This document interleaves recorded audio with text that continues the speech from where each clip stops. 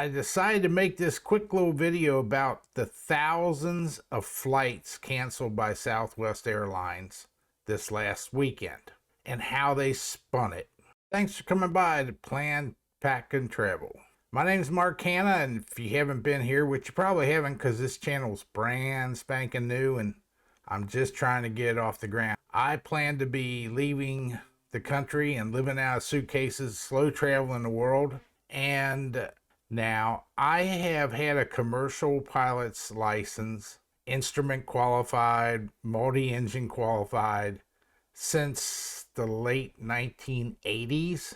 And I'm totally familiar with how the air traffic control system works, how the flights are handled, and so forth. And the reason I'm bringing this to this channel is that this channel is going to be about traveling.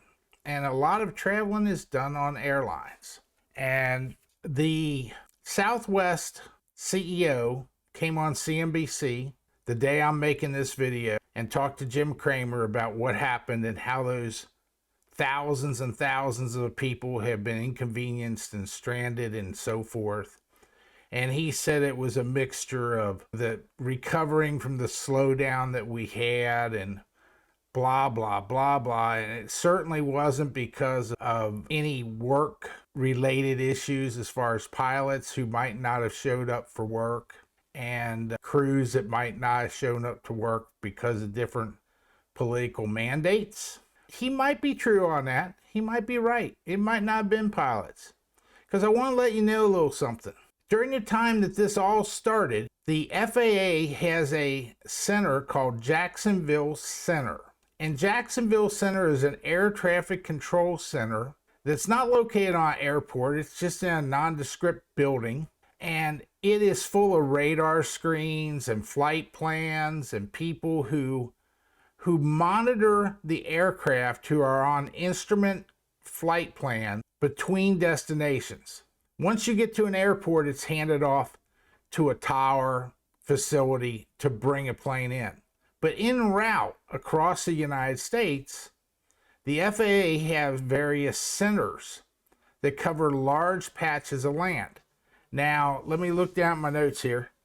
The Jacksonville Center actually was closed. Nobody showed up to work their shifts. So they had to take it offline. Now, when that center closed down, that center covers 210,000 square miles. Now, that our government had a mandate on federal employees, which air traffic controllers are, that they have to get the vaccination or they're going to be fired. And I don't know the statistics of how many aren't. I'm vaccinated, but that's my choice. I leave it up to everybody to do what they want. But what I want you to know as a traveler, when they don't show up, they cover Georgia, Alabama, North Carolina, South Carolina, and all of Florida, and a wide area of Atlantic Ocean and the Gulf of Mexico. If planes fly in that area, they're tracked, they're kept apart, they're authorized by Jacksonville Center.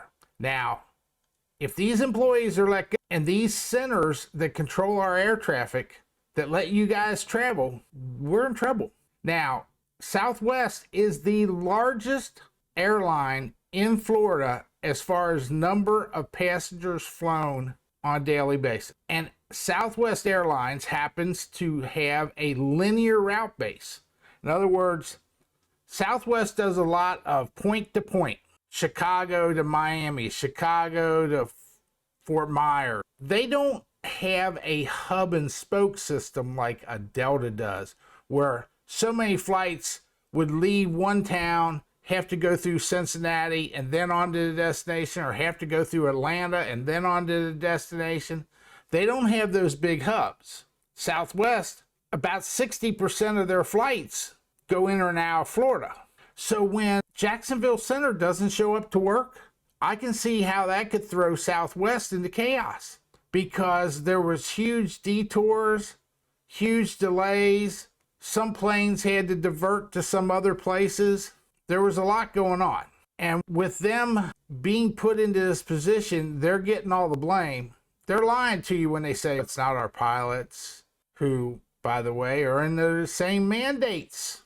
There's going to be a situation here that when those mandates, if they are put into place. Now, we heard the American Airlines, they terminated thousands of employees, and Southwest hasn't done that yet. Southwest hasn't demanded that their employees get vaccinated. But just as a traveler, I'm not making any political comment here about whether or not there should be mandates. But I'm saying as a traveler, you should be aware that if companies take the government's advice and force everybody to be under a mandate, and some people don't want to be mandated and they are fired, if you're planning on traveling in the next few months, it may be very hard. There may be way more cancellations than you can imagine. There's already supply chain issues in this country for a number of other reasons. Hell, Saturday night I went to a Kentucky Fried Chicken restaurant through the drive-thru, asked for a chicken sandwich. They said, sorry, no chicken sandwiches, and we don't have any chickens that are on the bone. No breasts, no legs, no thighs, no wings. We have chicken tenders and you can get a drink or dessert. Now, when Kentucky Fried Chicken doesn't have chicken, there's a lot of chaos going on. And if we lose the air traffic controllers to a forced termination and you want to travel, it may be better to do your traveling as soon as possible. You might want to, if you're leaving the United States, you might want to think about getting out a little earlier, or make sure that you plan a way where you've got ticket insurance. Use a credit card that has good protections as far as trip cancellations and willing to cover your fees if you get stuck somewhere and you have to get a room or have to get an Uber away from the airport because you get stuck overnight. These things can happen. So in the next 2 months, this channel is going to start taking off, and I'm going to start making videos on a way more frequent basis. Maybe every 2 days, every 3 days, or maybe daily. Who knows? But I wanted to get this out there because if you're planning to go somewhere over the holidays, and keep an eye on the news on whether or not these terminations come about. And I'm not making any political statement here, one way or the other. I'm just saying that if they happen and you're a traveler, you may be affected. In fact, you got a really good chance of being affected. If air traffic control loses 30 or 40% of their workforce, from what I understand, they claim they're understaffed now. And it's a very stressful job.